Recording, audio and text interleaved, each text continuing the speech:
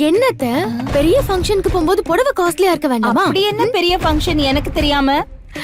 என்னத்த இப்படி கேக்குறீங்க? ரொம்ப முக்கியமான பணக்காரர் அந்த எஸ்எஸ்கேக்கு இன்னைக்கு பர்த்டே. அந்த ஃபங்க்ஷனுக்கு தான் நான் போயிட்டு இருக்கேன்.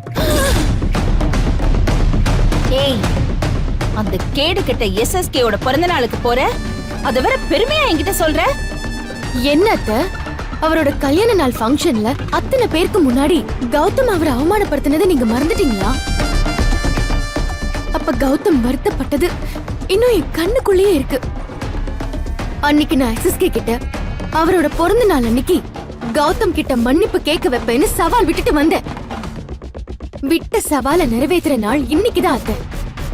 அப்பம் பேர் தெரியாதவர்னு ஆணவத்துல கௌதம் அசிங்கப்படுத்தின எஸ்எஸ்கேவுக்கு இன்னைக்கு சரியான பதிலடி கொடுக்க போறேன். அந்த பரிச பார்த்ததும் அவருக்கு உடம்பெல்லாம் நடுங்கி ஏண்டா கௌதம் அவமானப்படுத்தணும்னு தினம் தினம் நினைக்கிற மாதிரி செய்வேன். அதுக்காக தான் அத்தை கிளம்பிட்டு இருக்கேன்.